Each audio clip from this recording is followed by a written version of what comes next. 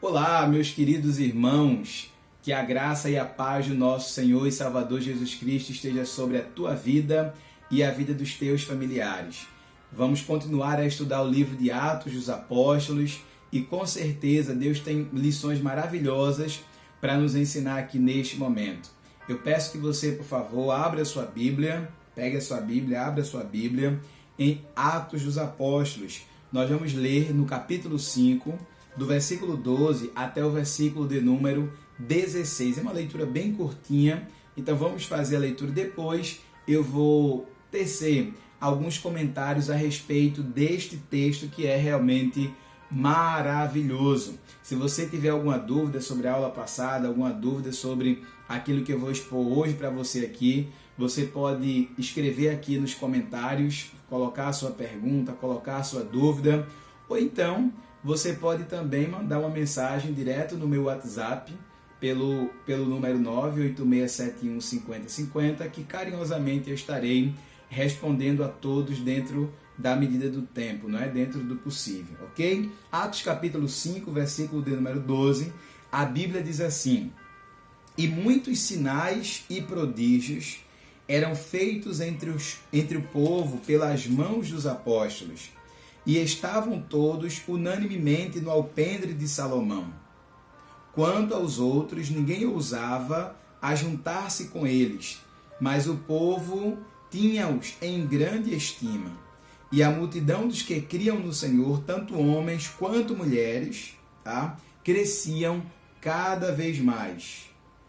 De sorte que transportavam os enfermos para as ruas e os punham em leitos e em camilhas, para que ao menos a sombra de Pedro, quando este passasse, cobrisse alguns deles. E até das cidades circunvizinhas corriam muita gente a Jerusalém, conduzindo enfermos e atormentados de espíritos imundos, os quais todos eram curados. Que leitura maravilhosa, não é?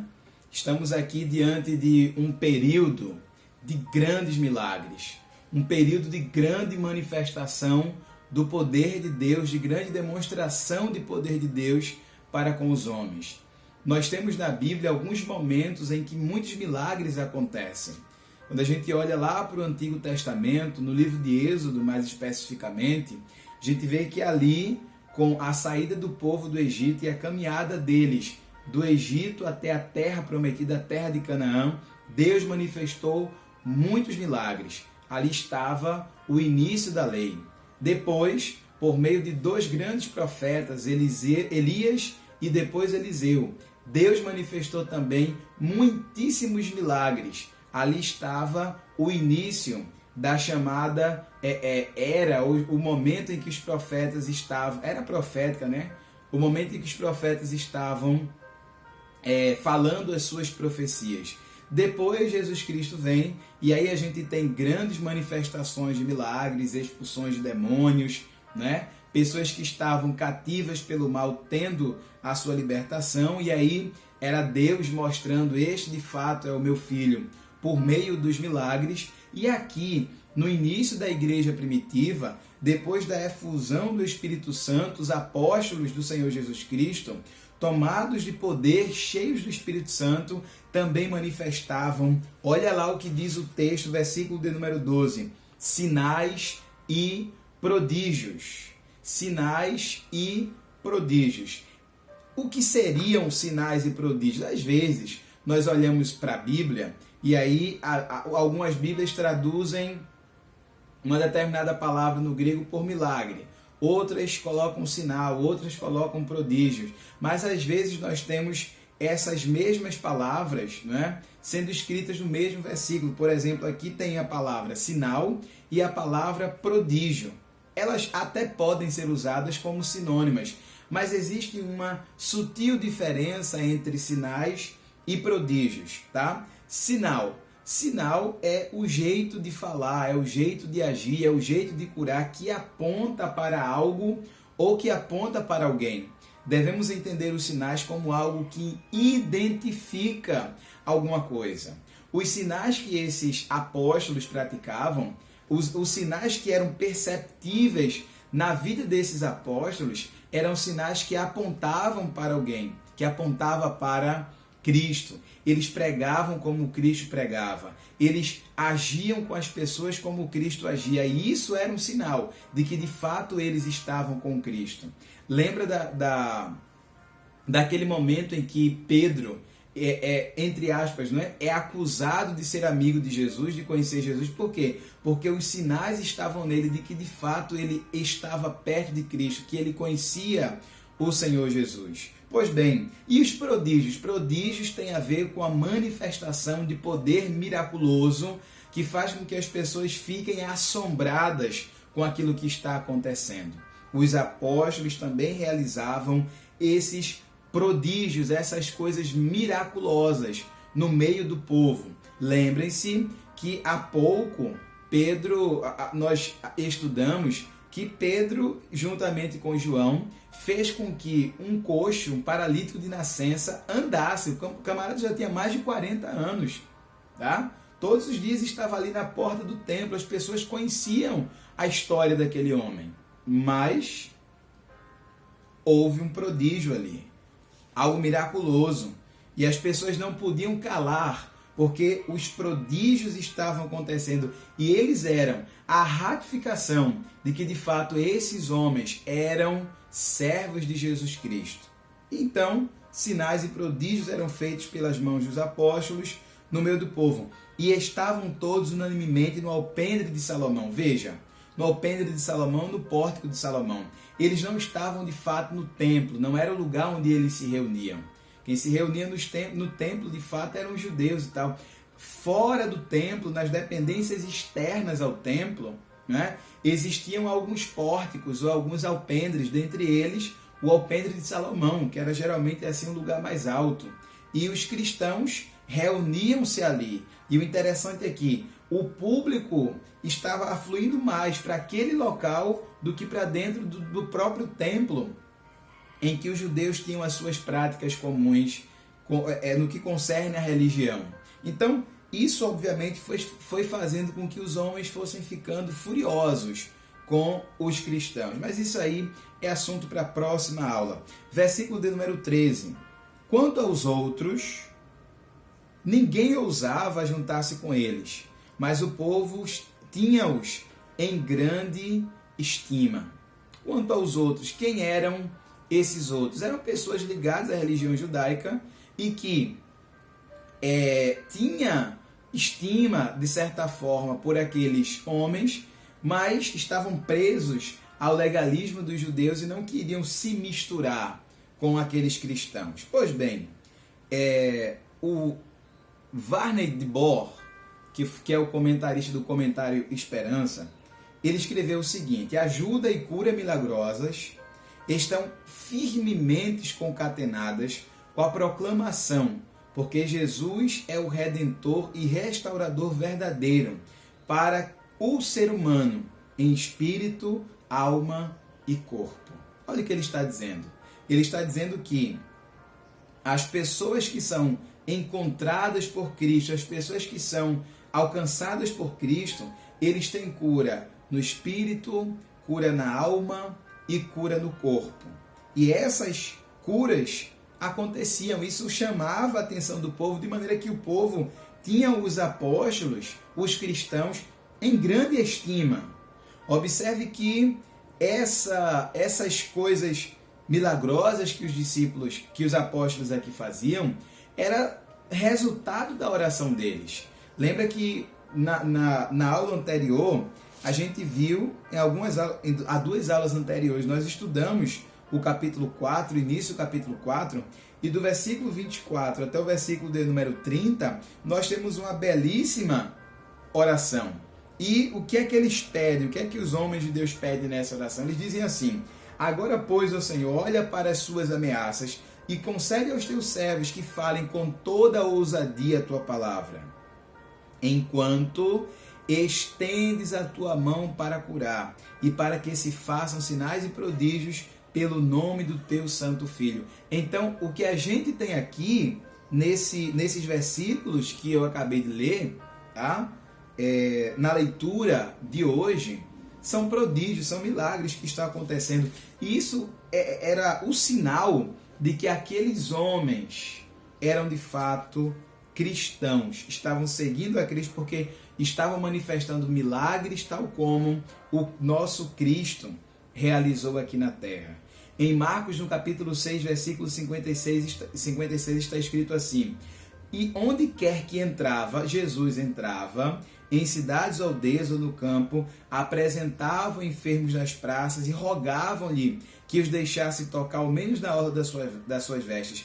E todos que tocavam saravam. Vamos para o versículo aqui, de número 14. E a multidão dos que criam no Senhor, tanto homens como mulheres, crescia cada vez mais. As multidões vinham para os apóstolos, ia crescendo o número de cristãos, ia crescendo o número de pessoas que se convertiam ao cristianismo. Versículo 15. De sorte que transportavam os enfermos para as ruas e os punham em leitos e em camilhas, para que ao menos a sombra de Pedro, quando este passasse, cobrisse alguns deles. Quando a gente olha para esse texto aqui, parece que estes homens eram supersticiosos, tá? No entanto, algumas pessoas que, por exemplo, chegavam-se a Cristo, tinham isso na mente: vou apenas tocar nas vestes dele e vou ser curado, como, por exemplo, foi o caso da mulher do fluxo de sangue. Algumas vezes Jesus usava coisas que podem nos parecer estranhas para curar as pessoas. Jesus cuspia nos olhos do cego, Jesus fazia lodo e colocava nos olhos do cego, enfim, Jesus tinha as suas maneiras, às vezes meio esquisitas, de fazer o seu milagre, mas as pessoas acreditavam que ele fazia e de fato os milagres aconteciam. E ali, por exemplo, quando a mulher do fluxo de sangue quis ao menos tocar na orla da veste de Jesus e tocou e foi curada, Jesus não censurou aquela mulher simples e puramente porque ela queria tocar nas suas vestes, porque entendia que as suas vestes trazia poder. Na verdade, a fé daquela mulher estava centrada realmente em Cristo. A fé dessas pessoas que estavam sendo colocadas aqui nas ruas, não estava centrada exatamente na sombra de Pedro. Estava centrada na fé em Cristo, no Deus que Cristo servia. E aí, claro, os milagres de fato aconteciam. Interessante nós percebermos que os judeus, que eram as pessoas que vinham para que os apóstolos os curassem, eram pessoas que acreditavam e conheciam o Antigo Testamento e que conheciam, por exemplo, o Salmo 17 e o verso 8, que diz assim: guarda-me como a menina do olho e esconde-me debaixo das tuas sombras ou debaixo das tuas asas. Salmo 91 e verso 1, você conhece: aquele que habita no esconderijo do Altíssimo, a sombra do Onipotente descansará. As pessoas não acreditavam que Pedro era Jesus, que Pedro era Deus, que Pedro era onipotente, mas sabiam que o Espírito Santo do Senhor, que Deus estava na vida daquele homem e que ele tinha poder, dado obviamente pelo Espírito Santo, para curar as pessoas. E esses milagres, essas curas miraculosas aconteciam por mãos dos apóstolos. Versículo 16: e até das cidades circunvizinhas corriam muita gente a Jerusalém, conduzindo enfermos e atormentados de espíritos imundos, os quais todos eram curados. A fama dos apóstolos se espalhou, assim como a fama de Jesus havia se espalhado também. Quando a gente olha, por exemplo, para Mateus capítulo 4, versículo 24, está escrito assim: e a sua fama correu, falando sobre Jesus, por toda a Síria, e traziam-lhe todos os que padeciam, acometidos de enfermidades e atormentados, os endemoniados, os lunáticos, os paralíticos, e eles eram curados por Jesus. Assim como acontecia de as pessoas serem trazidas para Jesus e serem curadas, elas eram trazidas também para os apóstolos, e os apóstolos curavam os enfermos, libertavam os atormentados. Os milagres aconteciam e nós estamos no ano de 2021 e a nossa igreja está vivendo exatamente este tema, o ano de viver milagres. E é sobretudo por isso, tá, que nós estamos estudando este livro de Atos dos Apóstolos, para que a gente entenda que milagres aconteceram no passado, que milagres aconteceram e esses milagres serviam para Deus ratificar a sua presença no meio do seu povo, para fazer com que as pessoas acreditassem de fato no Evangelho, acreditassem de fato na morte e na ressurreição de Cristo. E quando surgia uma ou outra coisa para querer frear o crescimento da igreja, o que é que Jesus fazia? O que é que Deus fazia? Às vezes punia severamente determinadas pessoas que davam espaço para o maligno, como foi o caso aqui, a gente já viu, do Ananias e da Safira.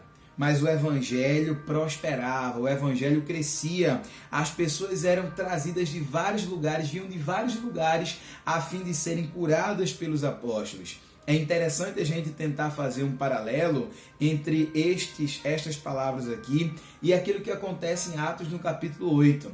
Porque em Atos no capítulo 8, os cristãos de Jerusalém, sob perseguição, vão fugir para vários lugares. E com certeza as pessoas que ampararam esses cristãos fugidos de Jerusalém foram essas pessoas que haviam recebido milagres, que haviam recebido curas, que haviam recebido a Cristo lá em Jerusalém, porque de todas as partes vinham a encontrar-se com os apóstolos lá em Jerusalém, e essas pessoas eram curadas. Era o Pentecostes, né? O poder, a manifestação do Espírito Santo que aconteceu no capítulo 2 continuava a acontecer aqui. A palavra de Deus, ainda, não é? Jesus falando, enquanto estava aqui entre nós, Jesus disse assim: edificarei a minha igreja e as portas do inferno não prevalecerão contra ela. Esta coisa de as portas do inferno não prevalecerem contra a igreja do Senhor será o tema da nossa próxima aula. Nós vamos continuar a estudar este capítulo 5 e com certeza Deus tem coisas maravilhosas para nos revelar. Coisas maravilhosas para nos mostrar aqui, por meio da sua palavra. E o que hoje nós precisamos entender é que o mesmo Jesus que curou as pessoas no passado, continua a curar hoje. Quantos médicos se surpreendem, porque determinadas pessoas que estavam numa fase terminal do câncer são curadas. E são curadas quase que automaticamente às vezes, e eles ficam assombrados, tendo que testificar que de fato aquilo que aconteceu foi um milagre. Uma vez eu estava conversando com um amigo e ele disse a mim que uma das maiores provas da existência de Deus é o fato de que pessoas são transformadas pelo Evangelho. Sabe aquela pessoa que estava na sarjeta, aquela pessoa que estava totalmente afastada de Deus e da sua obra, da sua palavra, e que nela mesma não podia existir, não existia nenhuma força para que ela pudesse reagir. Mas essa pessoa foi alcançada por Cristo, foi alcançada pelo Evangelho, alcançada pelo Espírito Santo, e tornaram-se outros seres humanos, outras pessoas. Isso é milagre. É Jesus quem transforma. É Jesus quem batiza, é Jesus quem cura, desde as pequenas enfermidades até aquelas enfermidades que nos deixam chocados, né, pela miraculosidade delas. O mesmo Deus que operou no passado continua a operar no presente para ratificar a importância do Evangelho ser transmitido para todas as pessoas do mundo. Que Deus te abençoe e que Ele faça milagres na tua vida, na vida dos teus, e que você seja um canal de bênção, um canal de cura, para que as pessoas sejam curadas, sejam libertas pelo Senhor Jesus Cristo. Os demônios ainda devem ser expulsados. As curas milagrosas continuam a acontecer e devem acontecer. Oremos para que o Senhor levante no nosso meio, na nossa igreja, na nossa família, pessoas que tenham esse dom de curar, para que pessoas de fato sejam curadas assim, a olho nu, e nós possamos juntos glorificar ao nosso Deus. Que Deus te abençoe Que Deus abençoe a tua semana, em nome de Jesus.